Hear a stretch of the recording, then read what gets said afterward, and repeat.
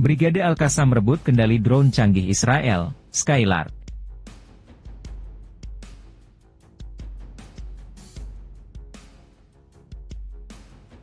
עברו 3 שבועות מתחילת המלחמה. למלחמה הזו יש שלבים, היום אנחנו עוברים שלב. כוחות שלנו מבצעים כעת פעילות קרקעית ברצועת עזה.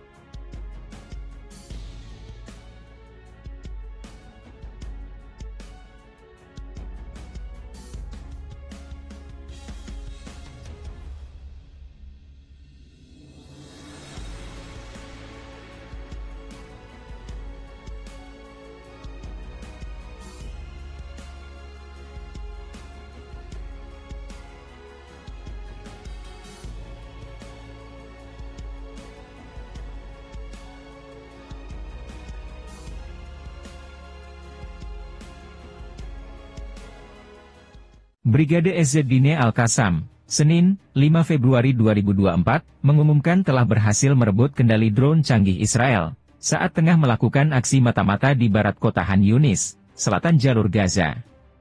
Drone canggih tanpa suara Skylark adalah salah satu peralatan spionase militer Israel, yang dipatok dengan harga sekitar $50.000 Amerika per unit, dan berbobot antara 7 hingga 7,5 kg, serta mampu membawa beban seberat 1,2 kg.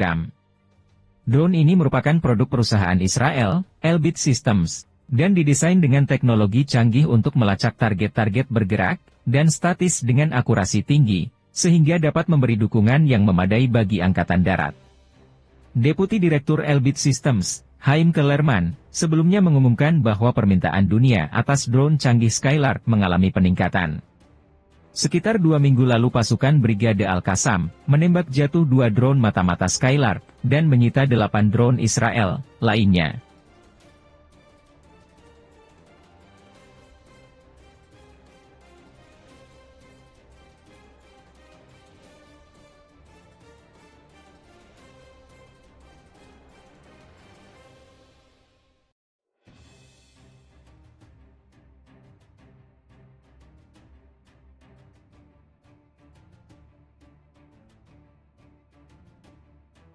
Heboh, markas pasukan Israel di dataran tinggi Golan diserbu drone-drone hingga bikin hancur tentara Israel dan senjatanya. Seperti diketahui, perlawanan Islam Irak mengabarkan serangan pesawat tanpa awak ke markas pasukan rezim Zionis sukses besar. Serangan pesawat tanpa awak perlawanan Islam Irak itu ke salah satu markas pasukan Israel yang tersembunyi di dataran tinggi Golan. Kelompok perlawanan Islam Irak pada hari Sabtu dini hari mengumumkan telah menyerang beberapa pangkalan militer Amerika Serikat di Al-Tanaf dan juga Al-Shadadi. 3 hari sebelumnya, perlawanan Islam Irak juga melancarkan serangan ke pangkalan militer Amerika Serikat di selatan Suriah menggunakan pesawat tanpa awak. Selama ini, kelompok perlawanan Islam Irak sudah melancarkan serangan ke posisi-posisi Israel di Eilat dan juga fasilitas-fasilitas gas garis laut Mediterania. Seorang pejabat militer Amerika Serikat pada hari Kamis mengatakan, sejak tanggal 17 Oktober sampai sekarang, sedikitnya 117 serangan telah dilakukan terhadap markas militer Amerika Serikat di Irak dan juga Suriah. Kelompok-kelompok perlawanan Irak sampai saat ini telah melancarkan serangan ke pangkalan militer Amerika Serikat di Ain al-Ashad, di dekat Bandar Erbil, di Bandara Al-Harir, Irak, dan juga pangkalan Harab Al-Jir, Al-Sadadi, dan juga Al-Taraf, Remeilan, Al-Malakiyah, serta pangkalan-pangkalan di dekat ladang minyak Koniko dan Al-Omar di Suriah.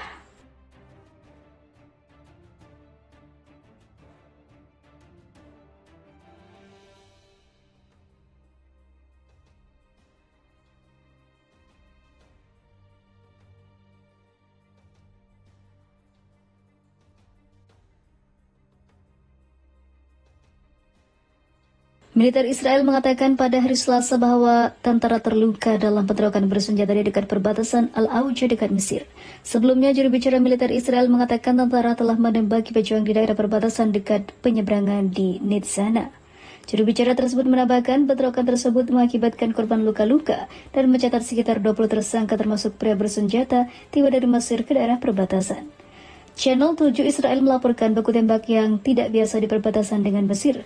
Belakangan, radio tentara Israel mengklaim para tersangka mencoba menyelundupkan barang-barang ke Israel.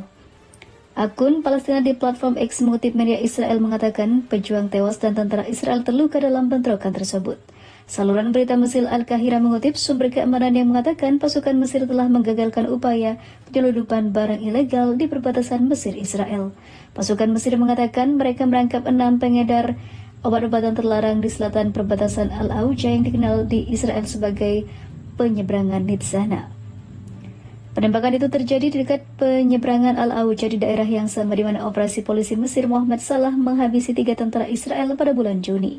Meskipun kedua belah pihak tampaknya setuju dengan teori penyelundupan dan kemungkinan tidak akan meningkatkan ketegangan di wilayah yang sudah tegang, namun timbul pertanyaan mengenai waktu dan sifat insiden tersebut.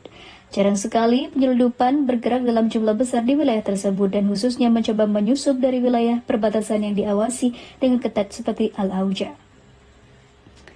Para komentator Arab mengatakan kepada Al Jazeera bahwa jenis operasi yang terkoordinasi dengan baik ini mewujudkan keterlibatan kelompok atau pejuang yang besar yang banyak diantaranya beroperasi. Mereka secara langsung menghubungkan insiden tersebut dengan perang Israel yang sedang berlangsung di Gaza. Sejak hari-hari pertama perang, Israel telah berulang kali menembaki kelompok perbatasan antara Rafah dan Mesir, memaksa Mesir menutup perbatasan sepenuhnya.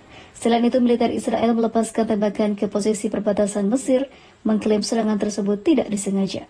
Ketegangan meningkat ketika Israel mengancam akan menduduki rute Philadelphia antara Rafah di Gaza Selatan dan Mesir dengan tuduhan Hamas menggunakan terowongan bawah tanah untuk menyelundupkan senjata. Mesir membantah tuduhan tersebut dan menekankan semua terowongan telah dihancurkan. Warga Palestina dan pihak lain menuduh Israel menggunakan terowongan yang terhubung dengan Mesir sebagai alasan untuk membenarkan pendudukan kembali ke wilayah tersebut, di mana lebih dari 1 juta orang Palestina terpaksa tinggal di sana akibat serangan Israel yang menghabisi puluhan ribu warga sipil Palestina. Para pejabat Israel telah terbuka tentang keinginannya mengusir warga Palestina keluar dari jalur Gaza.